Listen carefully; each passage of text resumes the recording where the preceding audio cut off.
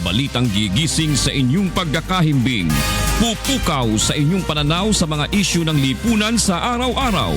Ito ang Hataw Balita.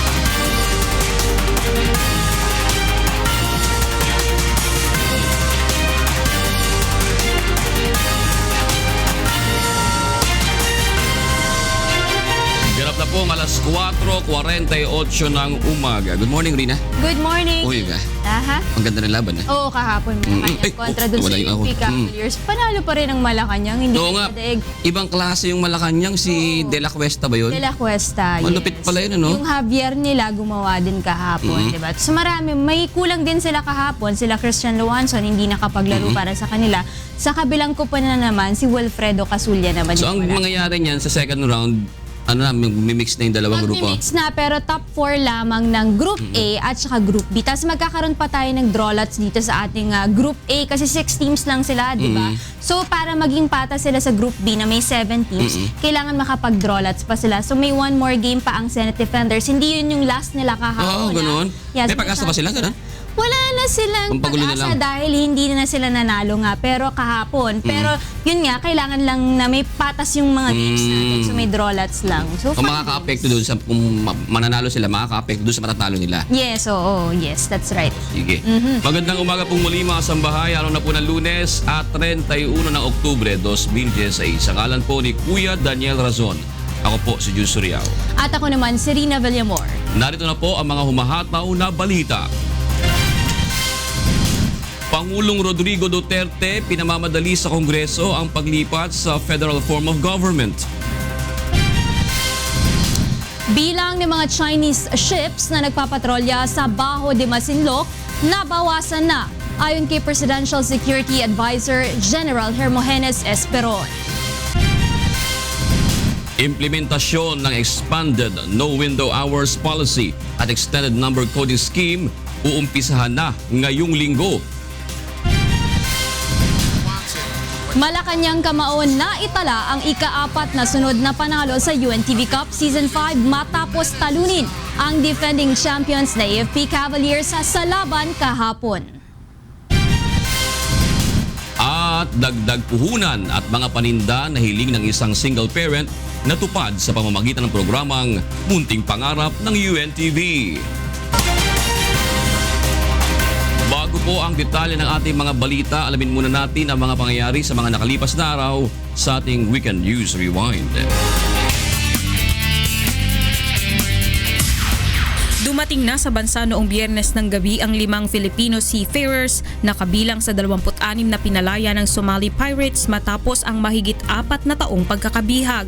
Sinalubong ang mga ito ni Foreign Affairs Secretary Perfecto Yasay Jr. kasama ang pamilya ng mga ito. 5 years is more than long enough, and so now you're free to live with your families. Masaya kasi kita pa namin yung pamilya namin.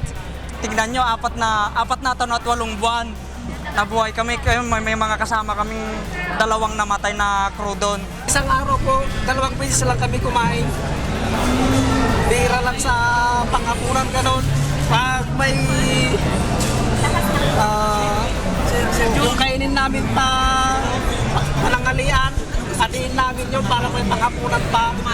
Minsan nanguhuli kami ng daga para lang hindi kami magutom. Ayon sa kalihim, tatanggap ang mga pinalayang bihag ng tulong pinansyal mula sa pamahalaan upang makapagsimulang muli sa kani-kanilang lalawigan. Pinag-aaralan na ng Department of Justice ang paglalagay ng PNP Special Action Force o SAF Commandos sa medium security compound ng Nubilibid Prison. Ayon kay Justice Secretary Vitaliano Aguirre II, matapos magpatupad ng mahigpit na seguridad sa maximum compound, ay posibleng sa medium security compound naman lumaganap ang illegal drug transactions.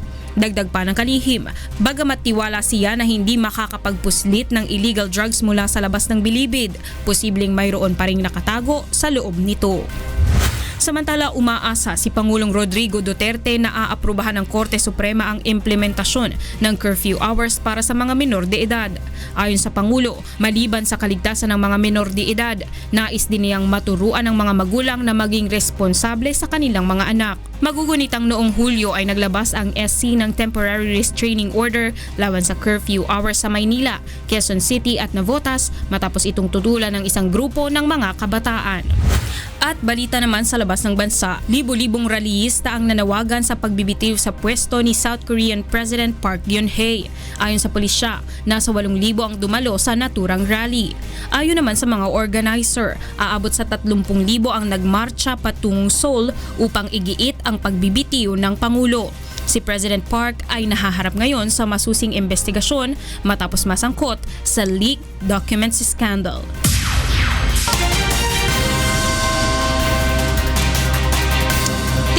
Ng UNTV News and Rescue Team ang dalagitang naaksidente sa loob ng kanilang bahay sa Bacoor, Cavite. Narito ang hataw na balita ni Gelier Dumaran. Agad tinungo ng UNTV News and Rescue Team ang Villa Maria Subdivision, Molino 3, Bacoor, Cavite matapos matanggap ang tawag ng isang concerned citizen na humihingi ng tulong para sa naaksidenteng kapitbahay. Pagdating sa lugar, nadatnan ng grupo ang biktima na nakaupo at inaasistihan ng kaanak nito. Kinilala itong si Sofia Nicole Advincula, 16 anyos. Kwento ni Sofia, kapapasok lang niya ng bahay nang makaramdam ng panghihina at matumba. Nagtamo ang biktima ng gasgas sa kanang siko at tuhod at hinihinalang deformity sa kanang tuhod. Matapos bigyan ng pangunang lunas ang mga tinamong sugat at lagyan ng splint ang tuhod, ay dinala na ito ng grupo sa De La Salle University Medical Center para sa iba pang karagdagang atensyon medikal.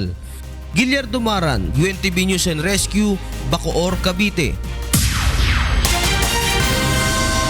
Nais pa imbestigahan sa Senado ang umunoy maanumalyang pagpili sa dalawang questionableng Chinese firms para sa infrastructure project sa bansa. Narito ang hataw na balita ni Joyce Balancio.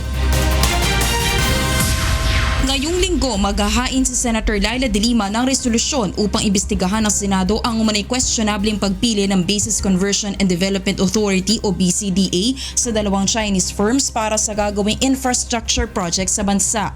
Ito ay matapos ibalita sa isang pahayagan na ang China Road and Bridge Corporation o CRBC ay naban ng World Bank dahil sa mga maanumalyang transaksyon nito. Habang ang CCC dredging firm naman ay itinuturong sangkot sa reclamation activities sa Spratly Islands. Kabilang sa mga proyektong hahawakan ng Chinese firms ay ang bahagi ng Metro Manila Bus Rapid Transit EDSA project. Ayon kay Senator De Lima, maaaring isang tied loan ito na ibinigay ng China sa bansa. Oo, pinapautang tayo ng isang foreign government, pero sila ang merong karapatan na pumili kung sino bibigyan ng kontrata na yan o ng project na yan. Yung pinapautang sa atin ay hindi naman sa atin talaga, hindi mapupunta doon sa kung sino man yung contractor or supplier. And kaya yan ang essence ng tied loans, and tied loans are unconstitutional and illegal under our laws. Dapat anya ay tingnan ng Senado ang estado ng mga proyektong ito at kung sumunod ba ito sa government procurement law. Sang-ayon rin si Senator Antonio Trillanes IV na imbestigahan rin ito ng Senado, pero sana ay maibigay sa komite na hindi mag-aatubiling palawakin at palalimin ang gagawing pagdinig. Maraming nagsasabi, investigasyon na naman. Pero habang may anomalya kasi, kailangan natin mag-imbestiga kasi pag pinalagpas mo yan, di lalalayan at hindi mo alam kung anong magiging damage na sa ating lipunan. Ayon naman sa grupong Bayan Muna, dapat hindi na maulit pa ang nangyari noong NBN-ZTE deal, pati MRT at LRT contracts kusang bilyong pesos na ang nagastos ng pamahalaan pero natigil dahil sa naging anomalya sa procurement process. Sa isang pahayag naman ng Bases Conversion and Development Authority, sinabi nitong hindi pa naman na i-award ang contract sa mga nasabing Chinese firms at isang Memorandum of Understanding pa lang ang napipirmahan sa pagitan ng dalawa. Sa ngayon ay kasalukuyan nagsasagawa pa lang sila ng feasibility study at ginagarantiya naman ng BCDA na masusunod ang government procurement procedure. Joyce Balancio, UNTV News and Rescue, Senate of the Philippines. Matapos ang Tri-Nation visit sa Brunei, China at Japan, magtutungo naman sa susunod na linggo sa Malaysia si Pangulong Rodrigo Duterte. Bahagi pa rin ito ng pagpapalakas ng alyansya ng Pilipinas sa mga kalapit bansa nito sa Asia. Wala pa namang inilabas ang Malacanang na detalye sa pagbisita ng Pangulo sa Malaysia na nakatakda sa November 9 hanggang 10. Naglunsad ng isang fundraising campaign ang Filipino community sa Qatar at ang Polo OWA na layong mapauwi agad ang mga distressed OFW sa bansa. Narito ang hataw na balita ni Aramay Vismanos.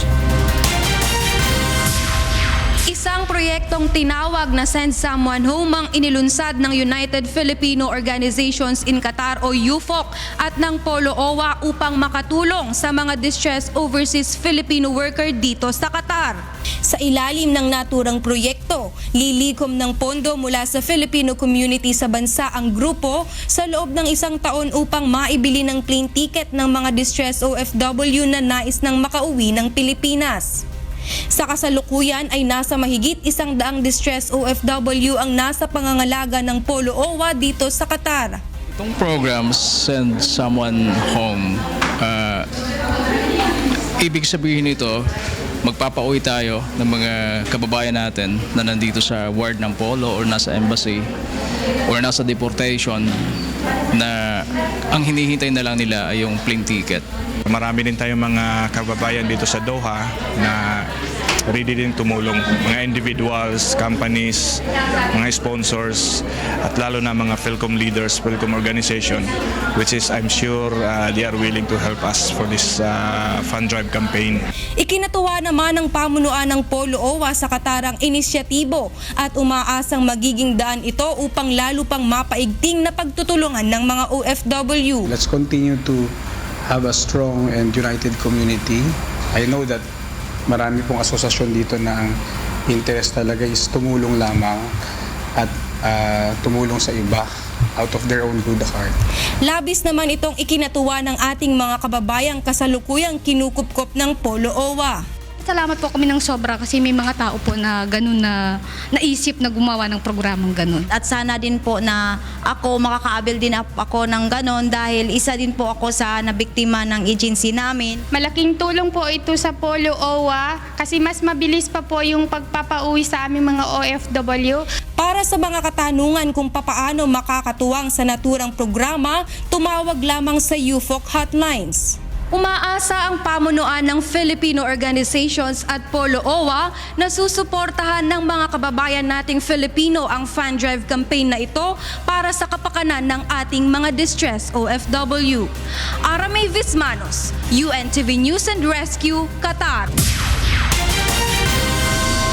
Posibleng tumaas naman ngayong linggo ang presyo ng ilang produktong petrolyo. Ayon sa oil industry players, 5 hanggang 10 sentimo ang maaring madagdag sa halaga kada litro ng gasolina habang 5 sentimos o di kaya ay walang magiging paggalaw sa halaga ng diesel.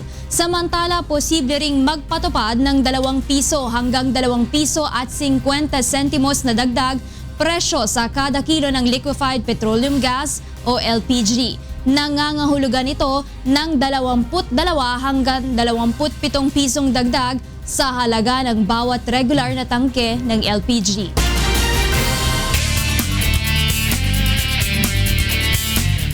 Patay ang 2 lalaki matapos pagbabarilin sa magkahiwalay na lugar sa Caloocan kaninang madaling araw.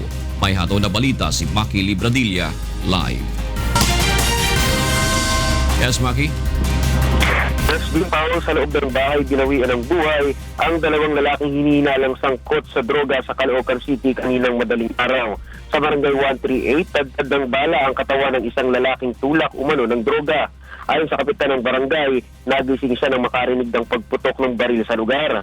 Halos mag-iisang buwan pa lang din anya ang napatay sa lugar mula nang lumuwas ito galing Bicol. Subalit sa ilang linggo ng pananatili nito sa barangay ay nakatanggap umano sila ng mga report mula sa mga residente sa lantarang paggamit at pagbebenta nito ng pinagbabawal na gamot.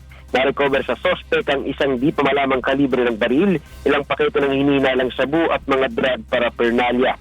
Aminado naman ng mga kaanak ng lalaki na gumagamit ito ng droga.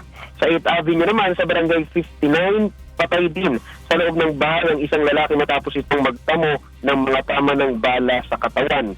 Ayon sa opisyal ng barangay, pinasok ng mga nakabonet na lalaki ang bahay kung saan natutulog ang lalaki at pilit pinalabas ang mga kaanak nito. Nakitulog lang umano ang naturang lalaki sa bahay ng kaanak sa barangay matapos nitong maglinis ng puntod sa sementeryo. Sa pagsisiyasat ng NPD Soco, na-recover sa crime scene ang ilang paketa ng hinihinalang sabu, drug paraphernalia at ang hawak pa nitong di pa matukoy na kalibre ng baril. Hindi naman makausap at labis ang pagluluksa ng mga kaanak sa sinapit ng lalaki. Sa kasalukuyan ay iniimbestigahan pa ng otoridad ang nangyaring mga insidente. Yan mo ng latest, balik sa June. Maraming salamat, Maki Libradilla, nag-uulat mula sa Caloocan City. At para sa mga balita sa labas ng bansa, narito ang ating kasamang si Angela Lagunsad. Hi Angel, good morning. Irina, good morning too. And here are the news from different parts of the globe. South Korean President Park Geun-hye accepts the resignations of top presidential aides amid a deepening political crisis. This includes that of the Chief of Staff as well as senior secretaries for policy coordination, political affairs, civil affairs, and public relations. The departure of the top presidential officials comes as Park is grappling with a recent influence peddling scandal involving an old friend, Choi Soon-sil. The political crisis engulfed Park over allegations that she allowed Choi to use her friendship to exert improper influence and benefit personally. Voters in Ivory Coast cast their ballots on Sunday in a referendum on a new constitution. President Alassane Ouattara argues it will guarantee peace in the wake of years of political turmoil. But opposition parties have called for a boycott, arguing that the new text was designed to further entrench Ouattara's political coalition. The new text allows future changes to the constitution to go ahead without a referendum and with just a 2/3 majority in parliament, which is heavily dominated by Ouattara's allies. Under Ouattara, Ivory Coast has made an impressive recovery since a 2011 civil war capped a decade-long crisis. But despite 5 years of peace, Ivorians remain deeply divided along political and ethnic fault lines. Some 300 women dressed in traditional indigenous attire took part on Saturday in a cycling race in the country's second-largest city, El Alto, set in the Altiplano Highlands located some 13,221 feet above sea level. Yasmin Cindy Para has the news. Olvidarse de lo último, licra y cascos aerodinámicos. Las cholitas, mujeres de Bolivia que mostraron tradicional largo faldas y sombreros de béisbol, no son obstrucciones en las carreras de bicicletas. Las cholitas son conocidas por su multicapa faldas, conocidas como polleras, bordado, chales y sombreros de hongo icónico, y no se les va a renunciar a esta mirada, para simplemente en una bicicleta edad ni siquiera disuadirlos. Nayak ihunyon kanchitaja, uchikit ihunyon pero nak 65 ni kanchitaja, kanchitaja nayak kutanja pero nakhiyanaño mon kanchitaja. Las cholitas son indígenas mujeres, cultura de las zonas rurales aymaras y quechuas, comunidades que por generaciones se negó el ingreso a ciertos restaurantes, taxis e incluso algunos autobuses públicos. Por mucho tiempo se les prohibió el caminar libremente en la Plaza Murillo, donde el Palacio Presidencial se encuentra en La Paz, o en zonas rico, donde muchos trabajan como empleadas o doncellas. Un aumento de los movimientos de base en Bolivia, sin embargo, que llevó a la elección del primer presidente indígena del país, Evo Morales, de 2005, ha ayudado a la difícil situación de los grupos tradicionales, tales como las cholitas. Jenny Quispe ganó la carrera y dijo que le tomó mucho de ella. también he vivido en el campo y ahí me he practicado con la bicicleta. Con el número 27. Siempre he intentado, también podemos correr todos nosotras. Tiene que cruzar la meta. Lo que hemos corrido. Avanzaba la carrera 15 kilómetros de El Alto a la ciudad vecinos de Viacha. Las primeras 8 mujeres, al cruzar la meta, fueron premiadas con una mezcla diversa de premios que van desde teléfonos móviles y módems de internet, polleras, chales y sombreros. Algunas bicicletas fueron dadas para mantenerlos en capacitación para el siguiente intento. Yasmín Cindy Parra, UNTV, Noticias y Rescate, Bolivia. And those are the latest news from around the world this morning. Back to you, Rina. Thank you, Angel, for that global update. At puntahan na po sa Radyo La Verdad 350 si Beth walang kahuntahan. Beth, good morning. Hello. Di ba ang hirap talaga ng pangalan ng programa namin? Mahirap i-justify pag mag-isa ka, tapos ang programa mo huntahan. Bakit naman pagkakunta lang? Baka sabihin eh. Hindi maganda yun. Pwede ba huntahin na lang? Huntahin mo yung sarili mo.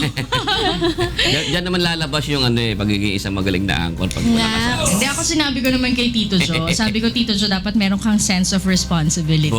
Na kahit holiday, dapat pumapasok ka. Diba? Alam mo naka-leave yung isa, tas hindi ka rin papasok. Talaga. Parang pinatunayan niya sa akin na wala siya nung sinabi ko. Kayang-kaya mo naman yan. Naku po, mahirap makipaghuntahan sa sarili. O, sige na, trabaho na tayo. It's a holiday, pero trabaho tayo, no? Narito na po mga dapat abangan sa ikalawang paghataw ng mga balita. Magkahiwalay na aksidente sa Cebu at Mandaue City, nirespondehan ng UNTV News and Rescue Team. Pangulong Rodrigo Duterte pinamamadali sa Kongreso ang paglipat sa Federal Form of Government. Bilang ng mga Chinese ship na nagpapatrolya sa Baho de Masinloc na bawasan na ayon kay Presidential Security Advisor General Hermogenes Esperon. Implementasyon ng Expanded No Window Hours Policy at Extended Number Coding Scheme uumpisahan na ngayong linggo. At dagdag puhunan at mga paninda na hiling ng isang single parent natupad sa pamamagitan ng programang Munting Pangarap ng UNTV. Dapat abangan sa ikalawang paghataw ng mga balita. Ako po si Beth Santiago. Balik sa inyo dyan sa studio, June and Rina. Maraming salamat, Beth. At po unang paghataw ng mga balita ng araw po ng Lunes, 31 ng Oktubre 2016. La la la la.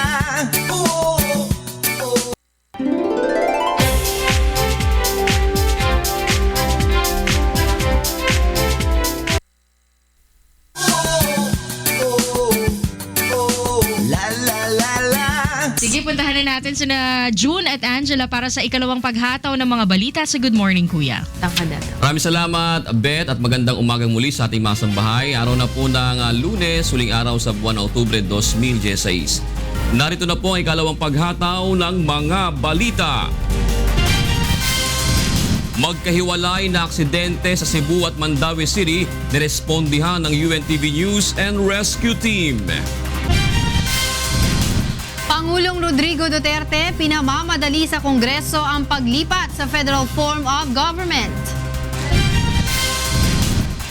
Bilang ng mga Chinese ship na nagpapatrolya sa Baho de Masinloc o Scarborough Shoal, nabawasan na ayon sa National Security Advisor. Tasyon ng Expanded No Window Hours Policy at Extended Number Coding Scheme uumpisahan na ngayong linggo. Dadagsa sa Manila North Cemetery ngayong araw, posibleng umabot sa 2 milyon. Ilang kalsada sa Maynila na patungo sa sementeryo, isinara na sa mga motorista. Nirespondihan ng UNTV News and Rescue Team ang dalawang magkahiwalay na aksidente sa Cebu at Mandaue City. Narito ang hataw na balita ni Marlon Nabique. Tinulungan ng UNTV News and Rescue Team ang mag-asawang biktima ng vehicular accident sa MC Briones Street, Capitol Site, Cebu City noong Sabado. Bumaliktad ang sinasakyang Toyota Wigo ng mga biktima na kinilalang sina Mayel at Adonis Adan matapos bumangga sa isang taxi sa may intersection ng Osmeña Boulevard. Idinadaing ng mag-asawa ang pananakit ng ulo at iba pang bahagi ng katawan na agad namang inassess at nilapatan ng pangunang lunas ng grupo bago dinala ang mga ito sa Chonghua Hospital para sa iba pang atensyong medikal. Samantala, sugatan naman sa noo at pananakit ng tagiliran at paa ang idinadaing ng sugatang angkas ng motorsiklo sa bahagi ng Barangay Magikay, Mandawi City. Agad naman itong tinulungan ng UNTV News and Rescue Team. Ayon sa biktima na kinilalang si Genesis Patalya, 22 taong gulang, sumalpok ang kanilang sinasakyang motorsiklo sa isang taxi. Umalis naman agad ang kasama nitong nagmamaneho ng motor matapos ang insidente. Samantala, matapos lapatan ng pangunang lunas, dinala na ng grupo si Genesis sa Mandawi District Hospital. Marlon Abique, UNTV News and Rescue, Cebu. Nananawagan sa Kongreso si Pangulong Rodrigo Duterte na bilisan na ang proseso ng paglipat ng bansa sa federal form of government. Narito ang hatol na balita ni Victor Cozare. Sa kanyang talumpati sa harap ng mga opisyal at kinatawan mula sa ARMM, Region 9, 10 at 11 na apektado ng armed conflict, nangako si Pangulong Rodrigo Duterte na sa ilalim ng kanyang panunungkulan, makakatikim ng pag-unlad ang Mindanao. Ako na yung nakikiusap sa inyo, I make the guarantee na kayo, we will treat you equally. I will see to it na yung Moro o Kristiyanos o Igorot will be treated alike sa panahon ko. Bigyan ninyo akong kunting panahon. I will improve the Moro land, Mindanao. Isa sa susing nakikita ng Pangulo para mapaunlad ang Mindanao ay kung matuloy na ang paglipat ng Pilipinas sa isang federal form of government. Sa ilalim ng federal system, hahatiin sa mga rehiyon o state ang bansa kung saan ang mamumuno sa bawat dibisyon ay magkakaroon ng malaking poder sa pamamahala, hindi kagaya sa kasalukuyang presidential bicameral system na ang pamamahala ay nakasentro sa Metro Manila. Kaya apila ng punong ehekutibo sa Kongreso, bilisan na ang proseso para sa pagpapalit ng sistema ng gobyerno. Just hurry up the process. Pagka nandyan na yung federal, tapos paghati-hatiin na yung region, federal region ganon, at more power yan sa baba, less power doon sa itaas, at kayo na ang bahala kung ano ang nakita ninyo dito. But Mindanao holds a promise sa agriculture. At kung sino yung napili ninyo na gobyerno, yun ang magpatakbo, yun ang magagamit ng pera. So you elect men, yung honest, na talagang may fervor, na tulungan niya yung kapwa niya na Moro. Yan ang importante dyan.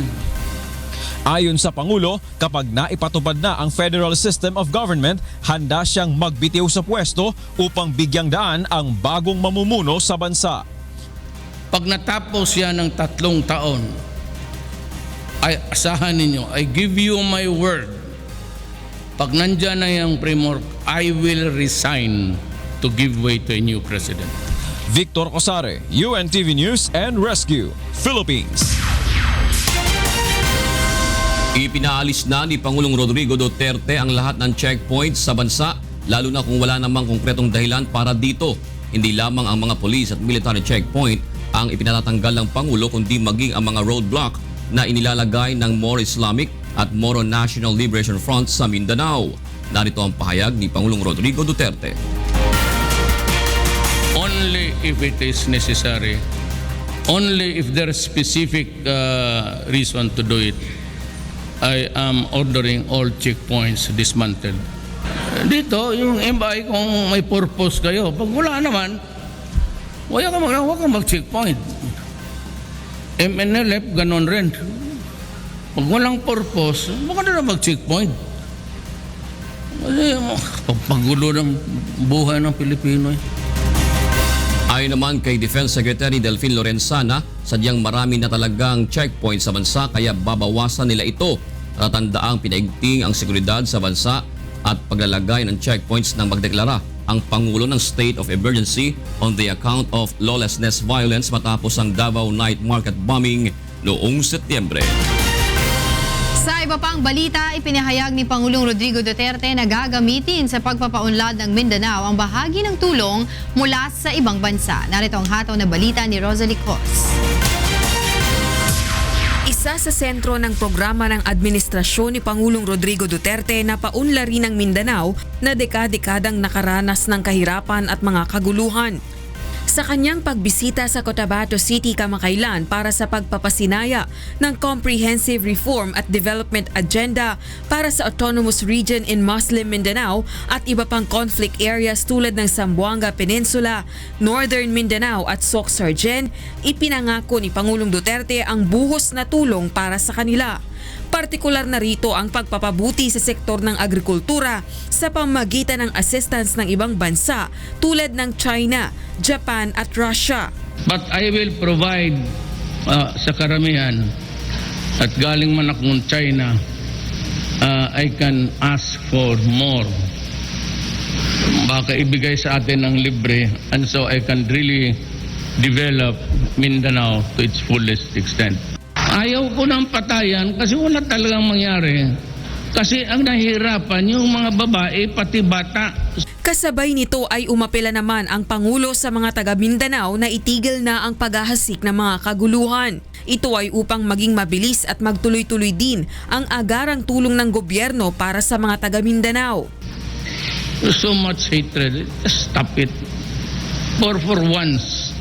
Sabihin mo dyan, kayong lahat, pati lahat ng mga Kristiyano, hintuin ninyo yan.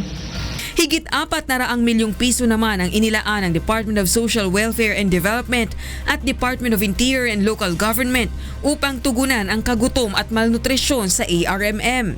Samantala, muli namang naglabas ng sama ng loob ang Pangulong Duterte hinggil sa panghihimasok ng Amerika sa kanyang anti-drug war. Anito, hindi na rin siya umaasa sa tulong ng Amerika. Simple lang, huwag mo kaming bastusin. Total mabubuhay rin kami. Baski na papano, mabuhay kami, baski wala kayo. So yung assistance ninyo, hindi na lang yan. Kasi at ako'y naghanap naman sa China. Rosalie Cos, UNTV News and Rescue, Philippines. Nabawasan na umano ang puwersa ng Chinese Coast Guard na nagbabantay sa Scarborough Shoal at nakapangingisda na rin ang mga Pilipino sa lugar ng mapayapa. Narito ang hataw na balita ni Mirasol Abogadil.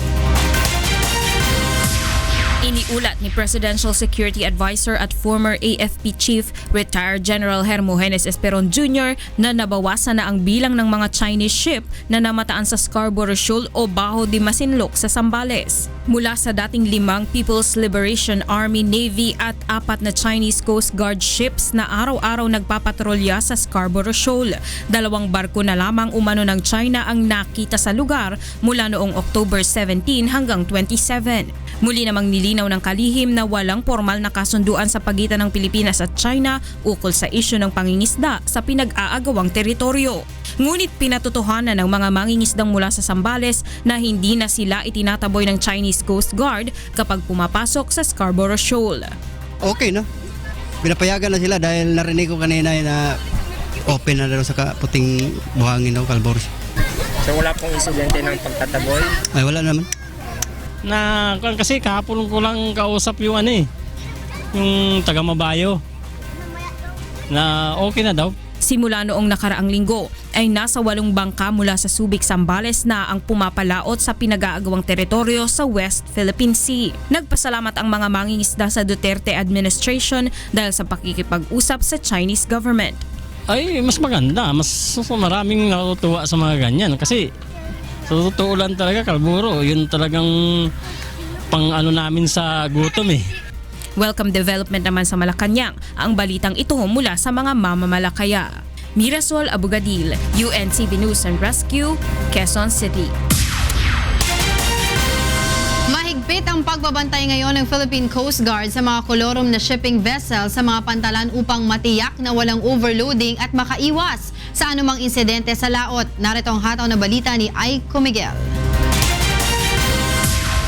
Sa pagdagsa ng mga pasahero sa mga pantalan ngayong undas, dumadami rin ang mga kolorum na shipping vessel. Kaya naman mahigpit ang pagbabantay ng Philippine Coast Guard upang mapigilan ang operasyon ng mga ito.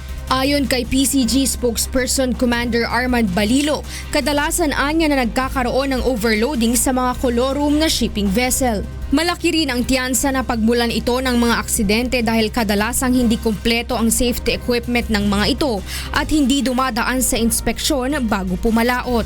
Ang mga usually nagsasakay ng mga excess passengers, yung tinatawag namin mga kolorum boats, yung mga hindi nagpapaalam sa mga authorities. Partikular na binabantayan ng PCG ang mga lugar sa Visayas kung saan talamak umano ang operasyon ng kolorum sea vessels. Yung mga kolorum na, yung mga pangingisda na pagka ganitong peak season ginagamit na pangpasahero. Pinapayuhan naman ang publiko na kaagad na idulog sa PCG kapag may namataang mga kolorum na mga bangka o mga barko. Huwag din anyang tangkilikin ang mga ito lalo na't maraming paglabag sa safety procedures. Dagdag pa ng PCG na maiging magtungo na lamang sa mga port area kung saan makatitiyak na dumaan sa maayos na inspeksyon ang mga barkong bumibiyahe sa laot. Samantala tinitiyak naman ng mga pamunuan ng mga pantalan na handa sila sa accommodation ng libu-libong biyahero para sa undas. Bagaman hindi maiiwasan na may mga naaantalang biyahe sa mga pantalan, tinitiyak naman ng Philippine Ports Authority at ng pamunuan ng Manila North Harbor Port Incorporated na magiging maalwan sa mga pasahero ang kanilang paghihintay dahil maayos at kumpleto ang pasilidad sa loob ng passenger terminal. Aiko Miguel, UNTV News and Rescue, Manila.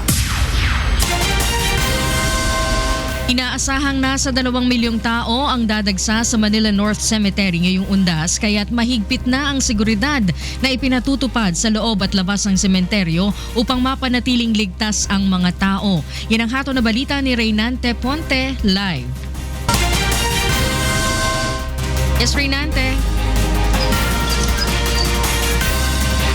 Yes, good morning Beth at sa ating mga kasangbahay. Bagamat bukas pa nga ang nakagawi ang pagdalaw ng ating mga kababayan sa mga sementeryo, ay marami na mga taong pumupunta dito, particular sa Manila North Cemetery para bisitahin ang puntod ng kanilang mga mahal sa buhay. Sa tala ng City Police Office na Manila North Cemetery ay nasa 100,000 tao na nga ang nagtungo mula ng October 28 at kahapon, at inaasahan ngayon na hanggang November 3 ay dadagsa na ang mga tao kung saan tinatayang nasa 2 milyong tao ang pupunta sa nasabing sementeryo.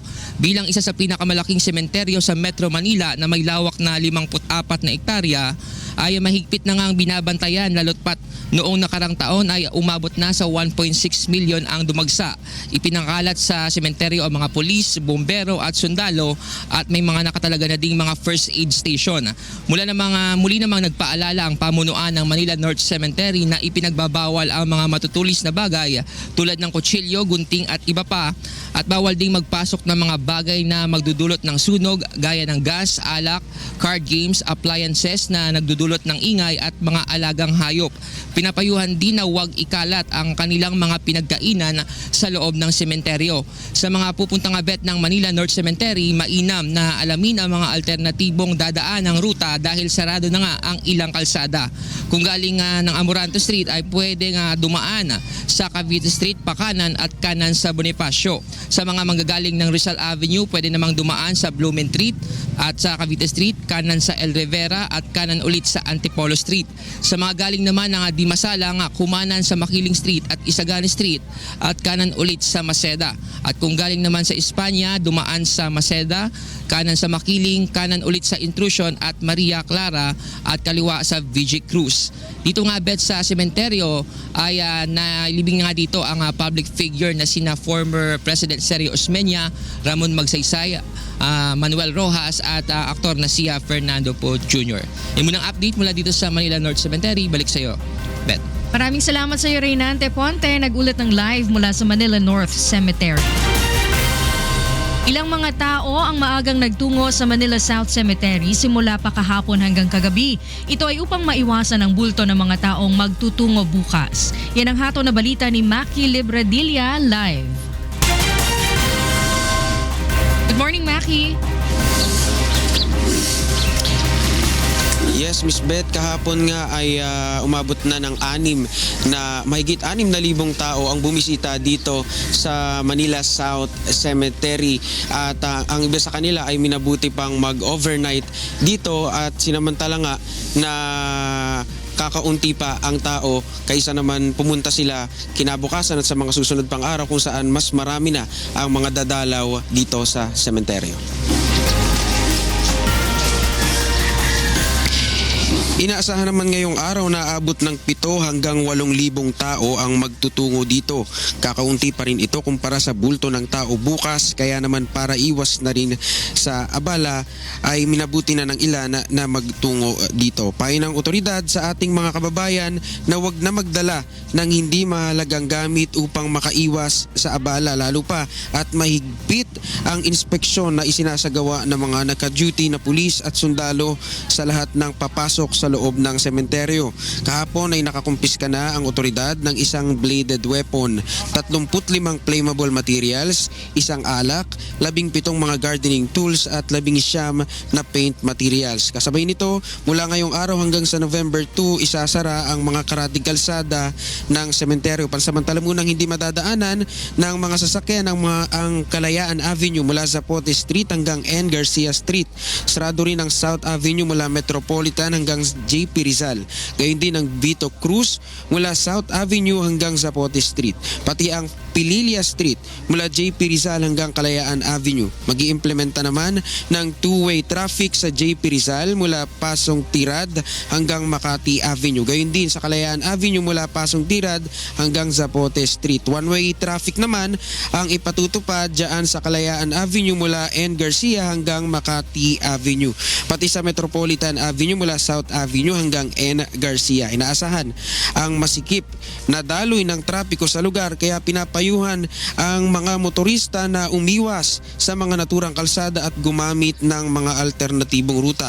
Maglalagay ng mga tauhan ng MMDA sa mga kalsada para maging guide ng mga motorista.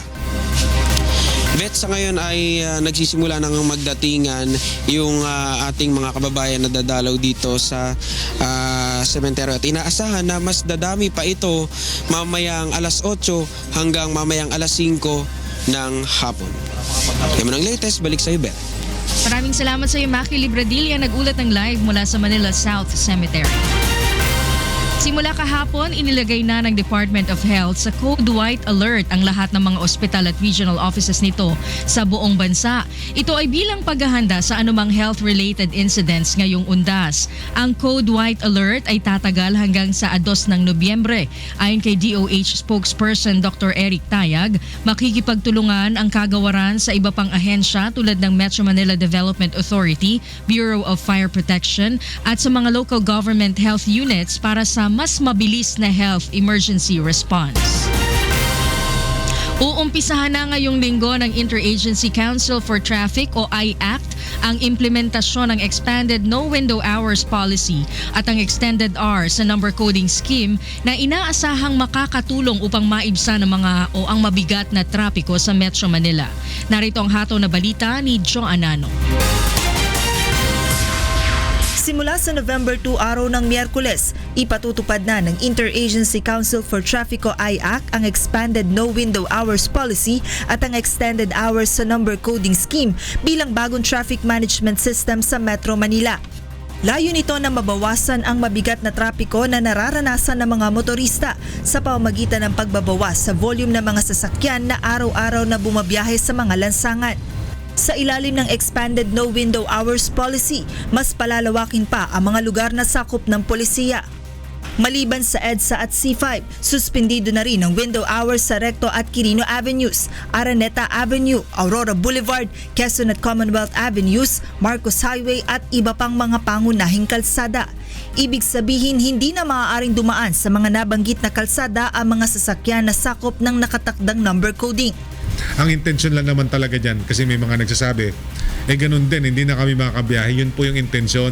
We will discourage you on those days. Kung hindi naman importante talaga, wag na ho kayong bumiyahe. Nakakabawas ho talaga ng trapiko yung no window.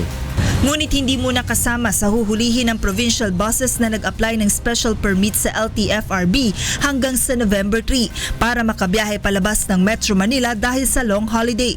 Batay sa MMDA Memorandum Circular No. 3 Series of 2011, tanging ang mga emergency vehicle lamang ang exempted sa naturang regulasyon, kabilang na ang mga ambulansya, fire truck, police patrol cars, military and government vehicles at iba pang mga katulad nito.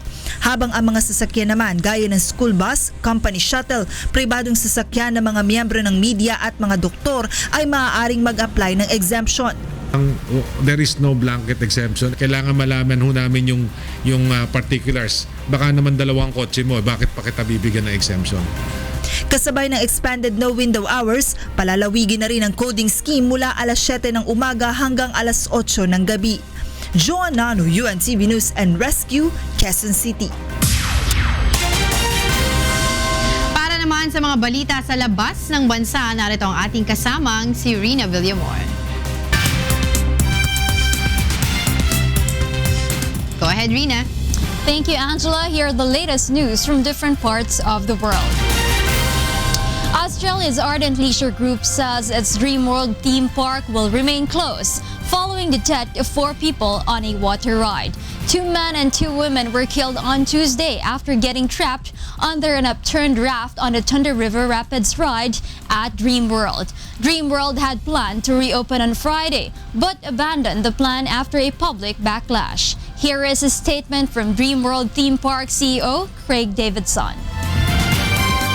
No attraction in this park will be reopening until internal and external safety audits are completed and are peer reviewed by international experts and the regulator. Davidson adds, under the direction of CEO of Ardent Leisure Group Deborah Thomas, no parts of the park will open until after the victims' funerals.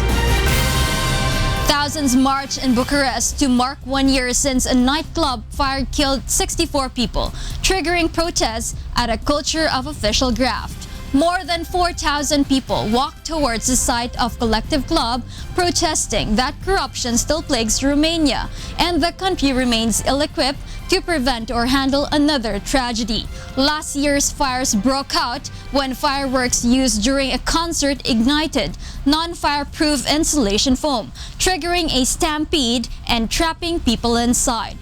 Prosecutors' investigation shows on the club's owners allowed it to be filled beyond capacity and that Collective was not equipped to handle fireworks and lacked emergency exits.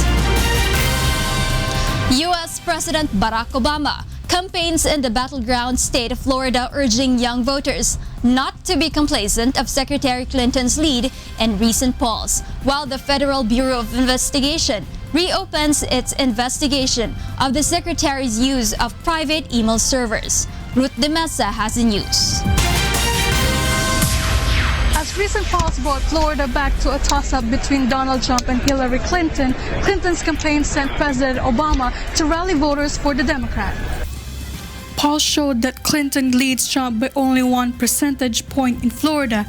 It came before an announcement of the Federal Bureau of Investigation, or FBI, that it is reopening an investigation on the use of private email servers by the Secretary. So, young people, let me say this one more time. I know you may be cynical sometimes and you may be fed up with politics. I know there's a lot of crazy stuff on TV and even crazier stuff on the internet. But you have the chance right now to reject a divisive, mean-spirited politics that would take us backwards. Confidence in Clinton's campaign is visible from its supporters, as most of them are sure that the Democrat has the edge in winning the election. I do think Hillary will win this presidency. I think that, you have the first African-American and now the first woman. And, she's worked tirelessly, so I'm all for it. Well, I think her policies are the best policies. I don't think Donald Trump really has any plan. I think he just spews a bunch of nonsense and hopes no one's listening. But I think people are going to be listening, which is why I think she'll win Florida. Last Friday, after the rousing speech of the president to the Florida crowd, FBI Director James Comey, in a statement, announced that he notified the Congress of revisiting the agency's investigation of Clinton's emails. This after its agents found emails from a laptop of former New York Representative Anthony Weiner that may be connected to the investigation of the secretary's emails. Clinton's top campaign staff demanded the director to clarify his statements, accusing him of deliberately issuing his statement less than 2 weeks before the election that may influence the voters' decision. The secretary herself urged Comey to release all the emails he is pertaining in his statement to Congress, saying that she is confident that nothing in those emails will damage her campaign. According to the Clinton campaign, her lead against Donald Trump should not be reason for complacency for the secretary, and they will continue to send high-profile surrogates like President Obama to other battleground states. Ruth De Mesa, UNTV News and Rescue, University of Central Florida. Meanwhile, Brazilians went to the polls on Sunday in the second round of municipal elections expected to consolidate the collapse suffered by the Workers' Party. Carlos Miranda has the news. Eleitores no Brasil foram às urnas em 57 cidades para votar no segundo turno. Na primeira votação, o partido do PT da ex-presidenta Dilma Rousseff, que sofreu impeachment em agosto, foi o que obteve o pior resultado e perdeu a maior cidade do país, São Paulo, para o seu maior rival, o PSDB, que elegeu o milionário João Doria como prefeito. O PSDB do atual presidente Michel Temer perdeu sua liderança de longa data sobre a cidade do Rio de Janeiro, que recentemente sediou o que muitos consideraram Olimpíadas bem-sucedidas. Pelo contrário, um bispo evangélico e conservador, senador Marcelo Crivella, irá enfrentar o PSOL, ex-petista, em decisão para ver quem liderará o Rio. Apesar que não é só o PT, né? Eu acho que é todos, né? Eu acho que se botar tudo dentro de uma máquina de lavar, só sai sujeira, não sai nada limpo, não. Tá tão ruim, né? Não dá nem pra gente falar. Eleitores acusam o PT, que governou por 13 anos, por liderar a presidência durante o maior escândalo de corrupção política e levar a maior economia da América Latina para sua pior recessão desde 1930. Carlos Miranda, UNTV Notícias e Resgate, Brasil. And those are the latest news from around the world at this hour. Back to you, Angel. Thank you, Rina. Para sa mga karagdagang balita, bumisita lamang sa aming website na untvweb.com.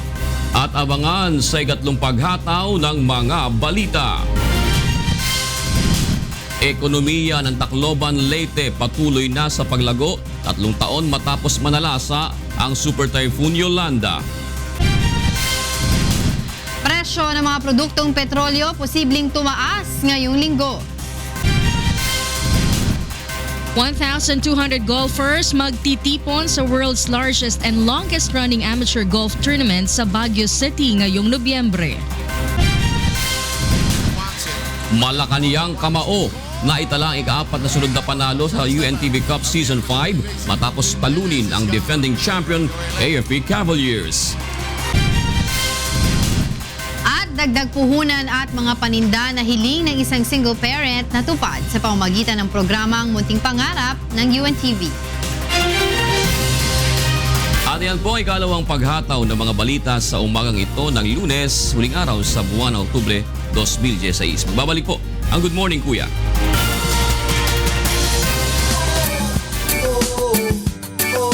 La la la la.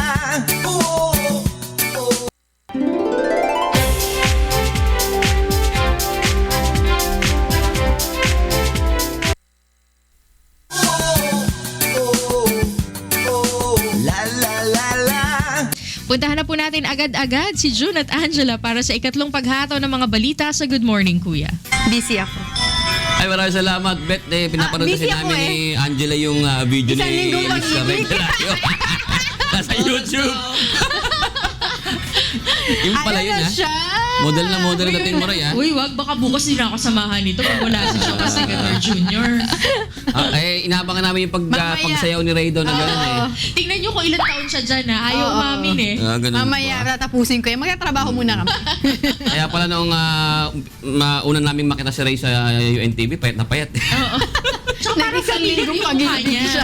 Ha? Parang familiar yung mukha niya. Oo, Ano ganun napanood ko na sa YouTube. No, sige. Kaya pala. Hihimay-himay namin maigi ito mamaya-maya. Most definitely. Sige. Maraming salamat, Bet, at Ray Pelayo dyan sa Radio La Verdad 1350. Magandang umaga po muli, mga sambahay. Araw na po ng Lunes, October 31, 2016. Tayo po ay sabayang napapakinggan sa Radio La Verdad 1350. Ang UNTV Radio. Live din po tayo ngayon sa atin pong Facebook account, ba? Yung mga taga Peru, Bolivia, nanonood sa atin ngayon sa Facebook, ha? Sila Andres Solebet.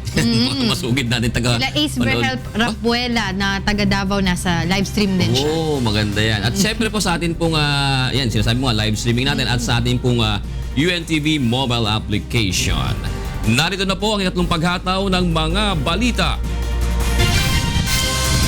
Ekonomiya ng Tacloban na Leyte patuloy na sa paglago 3 taon matapos manalasa ang Super Typhoon Yolanda.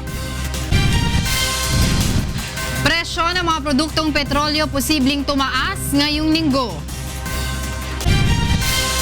1,200 golfers magtitipon-tipon sa world's largest and longest running amateur golf tournament sa Baguio City ngayong Nobyembre.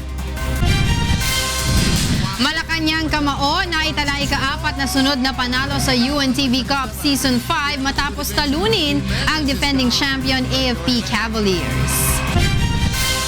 At dagdag puhunan at mga paninda na hiling ng isang single parent na tupad sa pamamagitan ng programang Munting Pangarap ng UNTV. Mas dumami na ngayon ang mga namumuhunan at nagtatayo ng negosyo sa Tacloban City mula nang manalasa ang Bagyong Yolanda. Magtatatlong taon na ang nakalipas. Ayon po sa lokal na pamahalaan, malaki ang naitulong ng binuong Business Council ng lungsod upang mapalago ang ekonomiya nito. Narito ang hatol na balita ni Jeneline Gakit.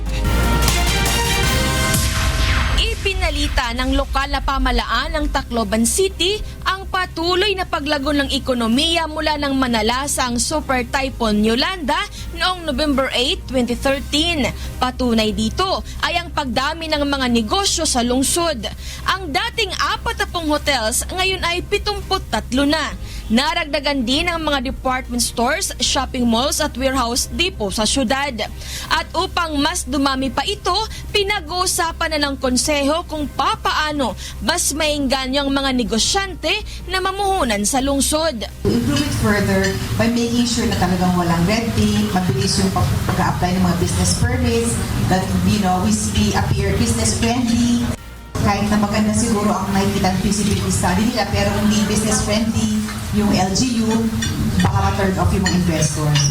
Ayon sa Philippine Chamber of Commerce and Industry ng Tacloban, mas dumami rin ang mga investors na pumasok ngayon kumpara noong nakaraang taon. Mga 70% na naton mga businesses nagkabalik na. Pero may dapat tapipira mga businesses nga waray bumalik, especially ang mga dirigod taga dinhi. Ang mga napakanilang pagpakabuhila. Pero ang mga tuminungungod ng mga Taclobanon, so nakabalik na hera. Nagpasalamat naman ang lokal na pamahalaan sa binuong Business Council ng syudad na malaki ang naitulong sa paglago ng ekonomiya. The Business Council, kasi magandang pinag-uusapan, pinaplano rin ang mga plano sa city, anong mga industries na dapat pumasok sa city, to plan out ano yung best way for say to better and speed up the economic recovery of Tacloban City. Ang Tacloban City ang nagsisilbing business hub ng Eastern Visayas Region. Kaya naman ang pagdami ng itinatayong negosyo rito ay nangangahulugan rin ng pagdami ng mga mabibigyan ng trabaho hindi lamang sa syudad kundi maging sa mga karatig lalawigan. Jeneline Gakit, UNTV News and Rescue, Tacloban, Leyte. Sa iba pang balita, posibleng tumaas ngayong linggo ang presyo ng ilang produktong petrolyo. Ayon sa oil industry players, 5 hanggang 10 sentimo ang maaaring madagdag sa presyo ng kada litro ng gasolina, habang dagdag 5 sentimos o wala namang magiging paggalaw sa halaga ng diesel. Samantala, posible ring magpatupad ng 2 piso hanggang 2 piso at 50 sentimos na dagdag presyo sa kada litro ng liquefied petroleum gas o LPG. Nangangahulugan ito ng 22 hanggang 27 pisong dagdag sa presyo ng bawat regular na tangke ng LPG. Alamin naman natin ang sitwasyon ng trapiko sa mga oras na ito mula kay Joanna live. Yes, Joan, traffic na ba? Yes, magandang umaga sa iyo, Angela. Magandang umaga sa lahat ng ating mga kasambahay. Magandang balita para doon sa ating mga kababayan na maglalakbay ngayong umaga ng Lunes dahil magiging maluwag at tuloy-tuloy po ang kanilang pagbiyahe sa mga oras na ito. Alamin natin ang sitwasyon ng traffic. Sa mga dadaan dito sa EDSA Southbound, kung kayo po ay magmumula sa Balintawak patungo ng Muñoz, ay magiging maluwag po ang inyong pagbiyahe sa mga oras na ito. Light traffic situation rin po ang mararamdaman para po dun sa ating mga motorista at mga commuters na daraan po mula sa may North Avenue patungo po ng EDSA Quezon Avenue. Maluwag rin ang daloy ng mga sasakyan sa may bahagi ng Nia Road. Tuloy-tuloy na po ang light traffic dyan po sa may area ng Cubao Main Avenue. Para naman po sa mga daraan sa EDSA Northbound, sa mga manggagaling po ng Pasay City, magiging maluwag at tuloy-tuloy po ang kanilang pagbiyahe. Liban na lamang po dito sa may ilang area, makakaramdam po sila ng bahagyang pagbagal ng mga sasakyan dito po sa may lugar po ng Taft Avenue, Buendia at dito po sa may Estrella hanggang dyan po sa may lugar po ng Orense. Sa mga daraan naman po sa may Commonwealth Avenue eastbound, magiging maluwag at tuloy-tuloy rin po ang kanilang pagbiyahe sa may area po na yan, habang ang mga nasa westbound naman po sa mga papalabas ng EDSA Quezon Avenue, bahagya lamang po makakaramdam ang ating mga motorista ng mabagal na daloy ng mga sasakyan sa may bahagi lamang po ng elliptical road. Silipin naman natin ang ilan sa ating mga live traffic points. Unahin po natin itong sa C5E Rodriguez sa may Pasig City. Ang mga sasakyan po na nakikita nyo ngayon sa inyong mga TV screen sa mga manggagaling po ng Libis patungo po ng Makati, wala rin pong masyadong magiging problema ang ating mga kababayan dahil maluwag at tuloy-tuloy po ang kanilang pagbiyahe sa mga oras na ito. Light traffic din po ang mararamdaman para naman po sa mga dumaraan sa kabilang bahagi ng kalsada sa mga manggagaling naman po ng Makati patungo po sa may area ng Libis. Habang dito naman po tayo sa may Baclaran Roas Boulevard, sa mga kababayan po natin na babiyahe po patungo ng Manila area, magiging maluwag at tuloy-tuloy rin po ang kanilang pagbiyahe sa mga oras na ito. Light traffic rin po ang mararanasan ng ating mga motorista para naman po sa mga patungo ng Coastal Baclaran o yung pong ating mga kababayan na babiyahe po patungo dyan sa may lugar po ng Cavite. Samantala sa may Recto Avenue naman po tayo sa Manila area, dito pong mga sasakyan na makikita nyo ngayon sa inyong mga TV screen sa mga patungo po ng Divisoria area ay magiging maluwag at tuloy-tuloy po ang kanilang pagbiyahe sa mga oras na ito. Light traffic situation din po ang mararamdaman ng ating mga kababayan para naman po sa mga papunta dyan po sa may lugar ng Legarta. Angela, muli nga natin ipinapaalala sa lahat ng ating mga motorista na batay sa anunsyo ng Metropolitan Manila Development Authority o MMDA, suspendido po ang ating number coding scheme ngayong araw po ng Lunes, October 31. Yan muna ating gabay sa kalsada ngayong umaga. Balik sa iyo, Monica. Maraming salamat sa iyo, John. Live na nagulat mula sa Quezon City. Alamin po natin kay Ray Pelayo ang magiging lagay ng panahon mula sa UNTV Weather Center. Tayo na ba ang ating weather insights night and day? Yes, good morning June. Morning ko din yan sa ating mga kasambahay. Meron tayong isang low pressure area June na binabantayan ngayon. Ito nasa 1,240 kilometers sa may silangan yan ng Mindanao. Sa ngayon ay mga 2 to 3 days June, in-expect ng pag-asa na posible ito maging isang bagyo. So, in-expect nga yan magiging bagyo, no? So, ito ba ay magiging medyo malaki ba ito? Magiging devastating ba ito, Ray? Sa ngayon, kinakalculate pa ng pag-asa, pero pag mga ganyang yan ay nasa tapat ng Mindanao, malaki ang tsansa na medyo malakas ito. Kung sakasakali man na ito ay didikit sa ating bansa. So, kung sakasakali nga, Ray, ano bang tatamaan ito? Yung eastern portion pa rin ng bansa? So far, wala pang pinakikitang track June, pero pag ganitong malapit ng umiral yung amihan, kung masasabay ito at lalakas yung amihan natin, pag ganitong mga buwan ng October, November, and December, landfalling talaga o tumatama talaga yung bagyo. Kaya malaki ang tsansa na kung ito'y mabubuo, ito ay tatama sa ating bansa. Siyempre, nangangamba rin yung ating mga kababayan dyan sa Tacloban nung nakaraan kasi, di ba? 3 years ago. Di ba? November nangyari, di ba? November 8, November. O sige Ray, ibigay mo na magiging lagay ng panahon sa mga Narito po ang maglagay ng panahon sa mga susunod na oras. Yung tinatawag pa rin po natin ang Intertropical Convergence Zone na nakaka-apekto sa may Mindanao, Visayas at sa may area po ng Palawan. Sa forecast po ng Pag-asa, ang area po ng Bicol Region at yung Palawan, Mindoro at Romblon, makulimlim po ang lagay ng panahon at magkakaroon ng mahina hanggang sa katamtamang pagulan. Cagayan area po, yung Isabela at Ilocos Norte, meron din pong mahinang mga pagulan dahil nga po sa northeast na hangin na nagdadala po ng mga pag-ulap po dyan. Samantalang sa Metro Manila at nalaming bahagi naman ng Luzon, makakaranas naman po ng isolated rain showers and thunderstorms. Sa Science Garden sa Quezon City ngayong araw, maaari pa rin pong umabot sa 39 degrees Celsius ang maximum temperature. Sa Tuigaraw, 29, Baguio po 15 to 24 at sa Puerto Princesa City sa Palawan hanggang 29 degrees Celsius. Ang buong Visayas, makulimlim at meron pong mahina hanggang sa katamtamang mga pagulan na mararanasan sa lugar na yan. Sa Iloilo City at sa Metro Cebu, maaari pong umabot sa 31 degrees Celsius ang maximum temperature, 29 naman sa may area po ng Tacloban. Sa Mindanao po ay cloudy skies din with light to moderate rains, lalo na po yung area ng Caraga Region. At sa Cagayan de Oro City, maaari pong umabot sa 30 degrees Celsius ang maximum temperature ngayong araw. Hindi sa Buanga City, pero sa Metro Davao hanggang 32 degrees Celsius. Alamin po natin lagay ng panahon sa mga karatig bansa ng Pilipinas. Unahin na po natin yan sa may area ng Seoul, South Korea. Malamig na po, 7 to 11 degrees Celsius ang maximum temperature na maaari pong maitala. Meron po diyang makulimlim na panahon at meron po mga pag-ulan. At halos ganun din po magilagay ng panahon sa may area ng Tokyo, kung saan ang pinakababang temperatura maaari pong maitala ay 9 degrees Celsius. Sa Taipei, Taiwan naman po ay 27 with partly cloudy at meron pong mahinang mga pag-ulan. Sa Beijing, China, 2 to 6 degrees Celsius na po ang temperatura dyan at napakalamig na po dyan. Partly cloudy lang po ang maranasang papawirin dyan. Sa Hong Kong po ay makakaranas naman po ng mga pag-ulan at 27 degrees Celsius naman ang temperatura. Sa Bangkok, Thailand ay maaari pong umabot sa 32 degrees Celsius ang temperature with rain showers and thunderstorms. Sa Vietnam po, may mga pag-ulan dyan po sa may area ng Hanoi, pero ang temperatura naman po sa Ho Chi Minh maaari pong umabot sa 32 degrees Celsius. Kuala Lumpur, Malaysia, hanggang 34 degrees Celsius ang temperature with rain showers and thunderstorms. Halos gayon din po ang lagay ng panahon sa may Singapore. Sa Jakarta, Indonesia, ay meron pong mga pag-ulan with 30 degrees Celsius na maximum temperature na posibleng maitala ngayong araw. Samantala, ang ating pong sunrise,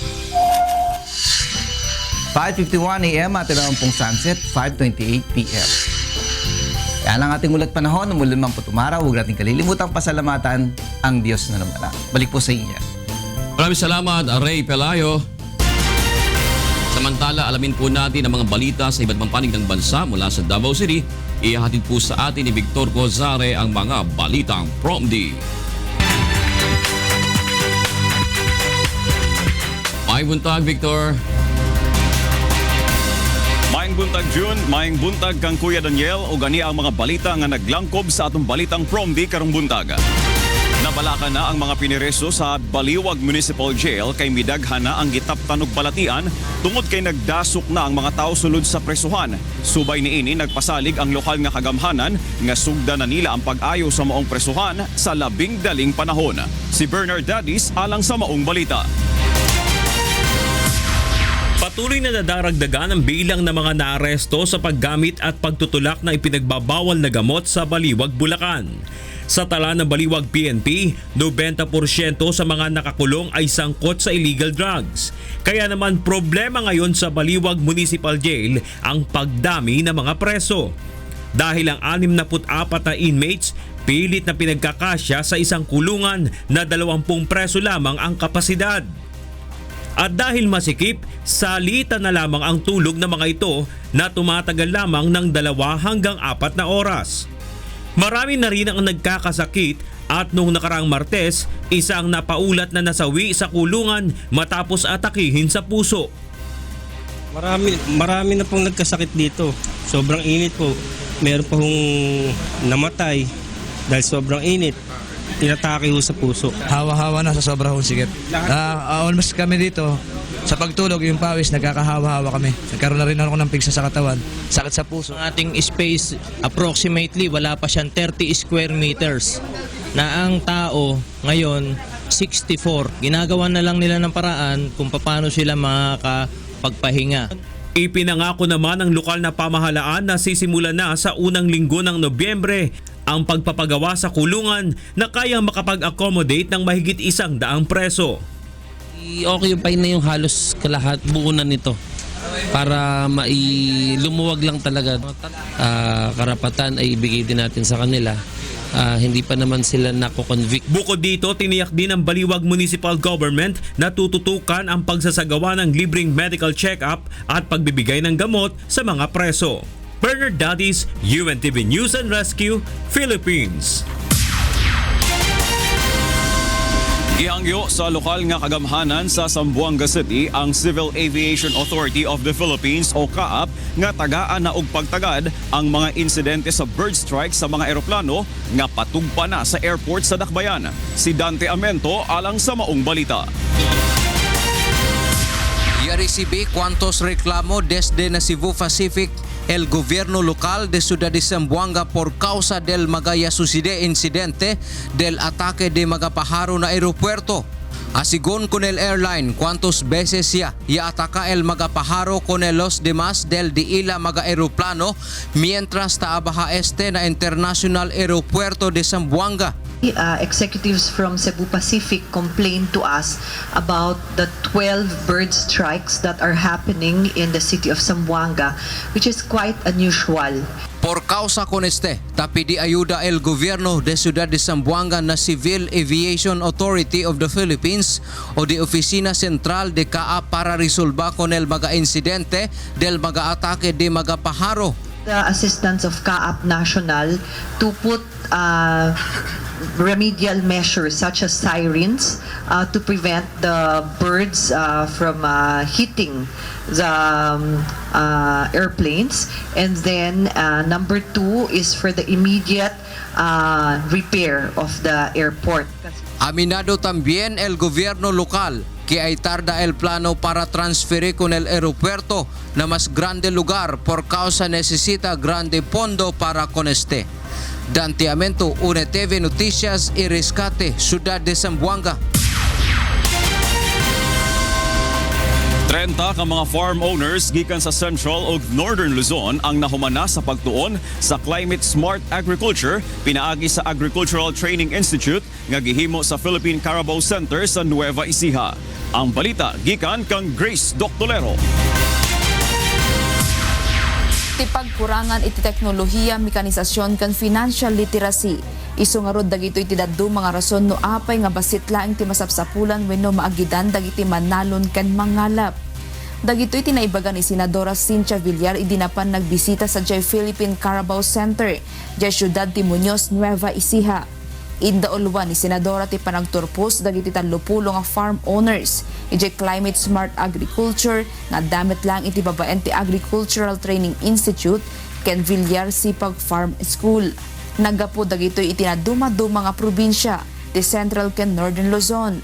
Kalikagom wenno kayat nga magun-od ti nasao at training nga makatulong iti panag-asenso dagiti agtaltalon ken kastamet dagiti agkalkalap ti lamlames iti intiro nga pagilyan. Ito yung pagtuturo sa ating mga magsasaka na dahil sa pagbago-bago nating panahon, so may mga iba't ibang teknolohiya na pong na-develop para makaayon sila, mapaghandaan nila yung mga ganong klaseng sitwasyon. Siyempre, yung gusto natin, may heart sila sa agriculture, tapos gusto nilang gawin yung farm nila as a school, a farm school. Yun naman mga local government, interesado yung kanilang local officials na magturo sa mga farmer nila sa kanilang community.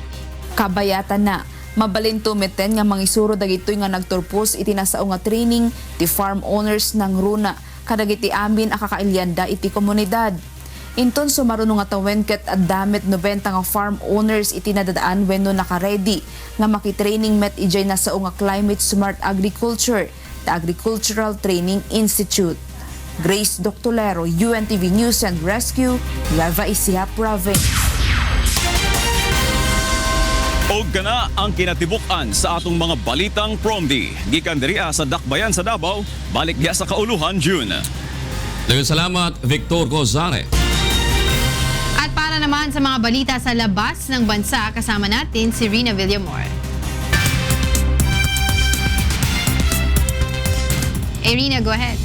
Hello again, Angela. These are the news abroad. A strong earthquake measuring 6.6 magnitude struck central Italy on Sunday, causing the collapse of more buildings and historic churches in small cities and towns already shaken by tremors in the past week. Edith Artatis has the news. El sesma misurato 6.6, secondo il Geological Survey, Fioridiglia USA è stato il più grande dal momento che quasi il 24 agosto. Terremoto che rase al solo diverse piccole città. Mentre non si sono al momento notizie di vittime, di domenica il danno era notevole. Il rapporto hanno mostrato il crollo di una chiesa nel centro di Norcia, una cittadina vicino a Perugia in Umbria. Parte della città iranio già è stata sigillata. Edifici danneggiati a Norcia, incluso la storica basilica di San Benedetto e il municipio. Terremoto di domenica ha seguito una serie di tremori e di stato avvertito come lontano nord, come Bolzano, vicino al Colponi, con all'Austria e come estremo sud, come la regione Puglia sulla punta meridionale della penisola italiana ed è stato avvertito con forza nella capitale Roma. Ci sono nuovi crolli, è stato il crollo qui a Norcia, questo lo sapete, della Basilica di San Benedetto. Poco fa sotto un'altra importante scossa è crollato la chiesa di San Francesco, sono continue scosse, si ripetono in questo momento all'interno del centro storico di Norcia. Anche i nostri uomini sono selezionati, quindi abbiamo dentro solamente le squadre strettamente necessarie per i lavori di ricerca, per escludere presenza di persone, anche se non abbiamo. Terremoto di domenica ha seguito una serie di terremoti ed è stato avvertito con forza nella capitale Roma. Edith Artates, UNTV News e Salvate, Roma, Italia. 26 people were killed and 72 were injured after 2 days of flooding hit several Egyptian cities on Friday and Saturday. Among those affected were the Red Sea tourist resort of Sharm el-Sheikh and Ras Ghareb. The heavy rain swept away cars and destroyed houses. Authorities said some main roads were closed due to the floods and search parties were underway looking for missing people. In other news, Germany is looking into a claim by Islamic State that it is responsible for fatal stabbing in the German city of Hamburg 2 weeks ago. In the attack, an unknown perpetrator repeatedly stabbed a 16-year-old man and kicked his 15-year-old female companion into the Alster River. Spokesman for the Federal Public Prosecutor Timo Zil says it appeared a bit unusual that the claim was published 2 weeks after the attack. The Federal Public Prosecutor's Office, which is responsible for investigating crimes concerning national security, will decide in the coming days if it has grounds to take over from local authorities. And those are the news abroad. Later, I'll be bringing you the latest in sports. For the meantime, back to you, Angel. Thank you, Rina.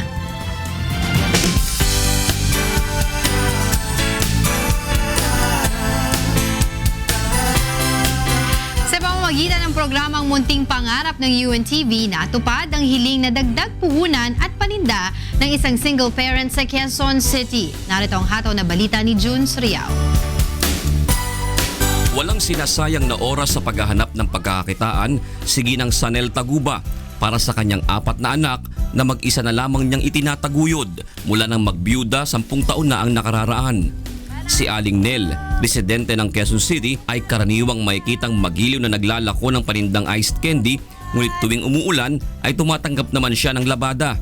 Mahirap po magpalaki ng mga anak, lalo po single parents po. Minsan hiningi ko na lang po sa taas. Pag ako po may problema, pinapanalangin ko po. Pinapasalamat ko po sa Diyos. Unang-una po, iniingatan po yung mga anak ko. Tapos binibigyan po sila ng lakas. Nawalan man ang katuwang sa buhay, napalaki naman ni Aling Nel na responsable at mapagmalasakit ang kanyang mga anak. Magpapasalamat po ako sa Diyos kasi binibigay ni Mama lahat ng gusto namin. Nagpapahirap si Mama magtrabaho para bigyan kami ng magandang kinabukasan. Mag-aaral po ako ng mabuti para po kapag nakapagtapos na po ako ng pag-aaral, pwede ko na pong tulungan yung mama ko tsaka yung mga kapatid ko para may iahon ko po sila sa kahirapan. Sinisikap ni Aling Nel na huwag mapabayaan ang kanyang mga anak kahit nakatutok siya sa paghahanap buhay. Hiling niya na sana'y maragdagan pa ang kanyang puhunan sa pagtitinda upang mas lumaki din ang kanyang kinikita pantusto sa gastusin nilang pamilya. Ang munting pangarap ko po, magkaroon lang po ako ng kahit kaunting puhunan po para makapagtinda-tinda po. Lalo po ngayon mahina po ang buko salad. Gusto ko meron pa po ko ibang matitinda ng kamutikyo, banana Q, turon o kaya yung lumpia. Agad naman itong tinugunan ng munting pangarap program ni Kuya Daniel Razon. Ito po ngayon, ito ay dagdag na pangkabuhayan at saka iba pang mga pwede nilang maitinda sa araw-araw. Maraming salamat po Kuya Daniel. Natupad na rin po sa awa ng Diyos po ang aking munting pangarap po. Ilang taong ko pong kaso hindi ko po sukat akalain na nabunot po ako. Hindi ko din sukat akalain po na ganun po sa awa ng Diyos. Nabunot po yung aking munting pangarap na matagal ko na pong inasam-asam. Na hindi ko din po sukat akalain na ganun po nangyari din sa akin. Kaya maraming salamat po sa inyo at sa mga staff po. At salamat rin po sa Diyos. Natupad na rin po. Jun Suriao para sa serbisyong Kasangbahay.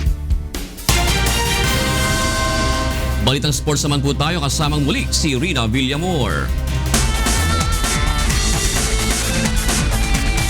Yan, Rina, napakaganda ng mga laban kahapon. Oo, namayagpag pa rin ang Malacanang Kamao. At dahil Malacanang nga yung topic natin, alam nyo ba kung kailan nabuo ang Malacanang House? Sabi ko na nga ba, kailan nga ba tumagal niya mga trivia. Kailan nabuo yung Malacanang House. Yung tinitirahan ng mga pangulo natin ngayon.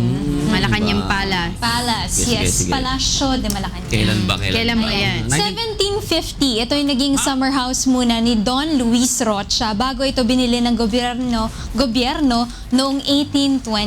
At ang unang nanirahan nga dyan, yung mga Spanish Governor Generals. 18 Spanish Governor Generals ang tumira dyan at 14 na American military governors ang tumira din dyan bago nagkaroon tayo ng presidente na tumira dyan at tinawag nilang Palasyo de Malacanang. Siguro ang ganda dati ng Ilog Pasig dyan, ano? Oo, diba?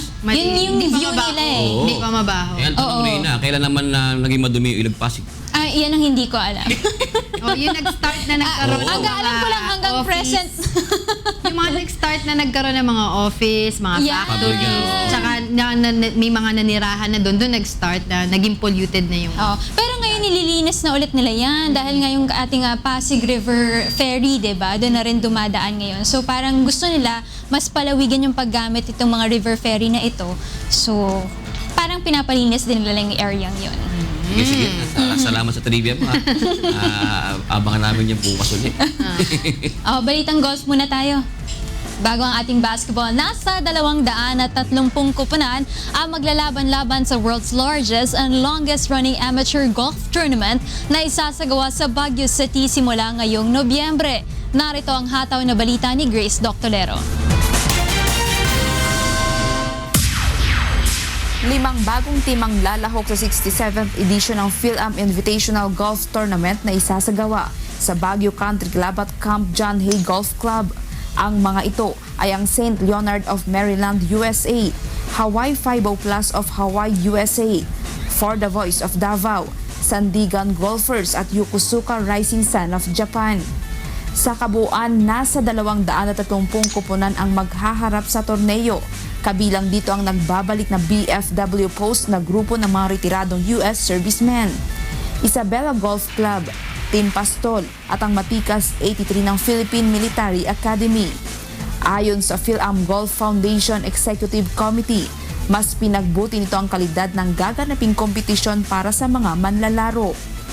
Ang gusto namin ibigay sa mga players is yung quality ng event at quality na experience nila.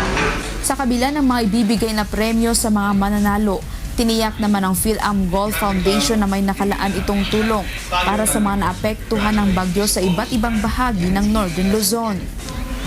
This year for Lawin and victims of Typhoon Karen, hard-hit areas of course sa Payao.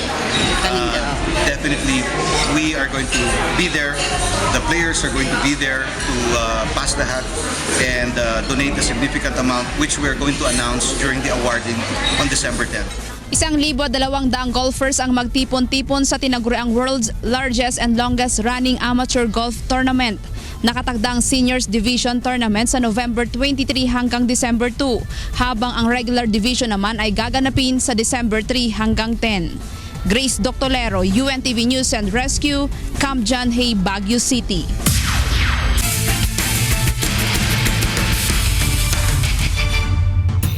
Umagapay na ang Malacanang Kamao sa BOC Transformers na kapwa may malinas na 4-0 win-loss record matapos magwagi kontra defending champions na AFP Cavaliers. Samantala, kapwa umangat naman ang rankings ng NHA Builders at BFP Firefighters matapos magwagi sa pagpapatuloy ng first round eliminations ng UNTV Cup Season 5 na ginanap sa Pasig City Sports Center kahapon. Narito ang hatong na balita ni Bernard Dadis. Javier with a good evasive move. Jimenez is gone. Napanatili na Malacanang Kamao ang malinis na record at solong liderato sa Group A ng UNTV Cup Season 5 matapos talunin sa makapigil hiningang sagupaan ang defending champion AFP Cavaliers sa score na 71-61 sa Pasig City Sports Center kahapon. Hawak ngayon ng Malacanang ang 4-0 win-loss record habang nalaglag naman sa ikatlong pwesto ang Cavaliers na baitig 2 panalo at talo, kaagapay ng MMDA Black Wolves. Nanguna sa Kamao team si former PBL player Eric De La Cuesta na kumamada ng 26 points, 4 na rebounds at steals, kaya tinanghal na best player of the game. Una rito ay kontrolado ng AFP ang arangkada ng ball game at abante pa ng 3 puntos sa first quarter, 19-16. Nagpaputok ng 15 puntos si De La Cuesta sa second quarter upang buhatin ang Kamao team at baligtarin ang sitwasyon sa score na 32-26. Umatake ng opensa ang AFP sa pagpasok ng third kanto at lumamang pa ng 4 na puntos, mahigit 3 minuto na lamang ang nalalabi. Ngunit agad bumuelta ang Malacanang at lumamang ng 7 puntos, 52-45. Hindi na pinaporma pa ng Kamao ang naghahabol na Cavaliers sa fourth quarter kung saan tinambakan pa ng 16 puntos ang AFP sa last 2 minutes ng ball game hanggang sa magtapos na sa score ng 71-61. We're representing the Office of the President. That's malaking ng motivation sa amin yun. Pangalawa, itong panalong to. Pangatlo, may isang player akong wala dito, si Christian Luwanson. Pare, magpagaling ka na. Okay, dinededicate namin yung larong to sa kanya. The guys who play with fire. Oh, again. Umangat naman sa ikalawang pwesto ang BFP Firefighters matapos patikimin ang ika-5 sunod na pagkatalo ang Zenith Defenders sa score na 90-78.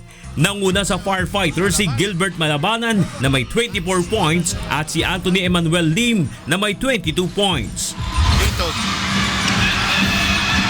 Favorite shot, Mestestiga. Samantala, nasungkit naman ng NHA Builders ang ikalawang sunod na panalo upang umangat sa ikatlong pwesto sa Group B, kaagapay ng HOR Solons na baitig 2 panalo at talo matapos gibain ng GSIS Furies sa score na 86-79. Tinanghal na best player of the game si Marvin Mercado na kumamada ng 22 points at 6 na boards. Nalaglag naman sa 1-3 win-loss record ang GSIS Furies. Bernard Dadis para sa UNTV Cup Season 5. At para naman sa mga games natin this coming November 6, papangunahan ang ating Sunday triple header which will start at 2 o'clock p.m. ng BOC Transformers kontra sa DOJ Justice Boosters. Para naman sa ating second game, andyan ang Judiciary Magis na halos 2 buwan hindi nakapaglaro at sinusundan sila ng GSIS Fury. Sila yung magkakalaban dyan. At sa ating third game naman, ang PNP Responders kontra sa HOR Solons. Yan muna ang latest sa larangan ng sports. Back to you, June. Maraming salamat, Rina Villamor.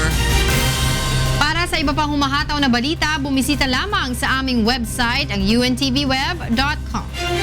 At ang po ang mga hataw na balitang araw po ng Lunes, October 31, 2016. Susunod na po ang programang Bawal ang Pikon, Get It Straight with Daniel Razon.